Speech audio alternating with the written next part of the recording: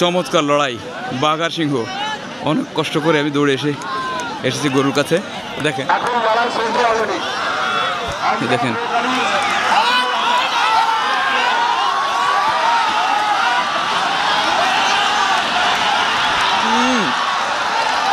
কালোটা জিতে গেল, সাদাটা হেরে গেল, ধুলো ধুলো আমার চোখ ভরে গেল। ভীষণ মজা।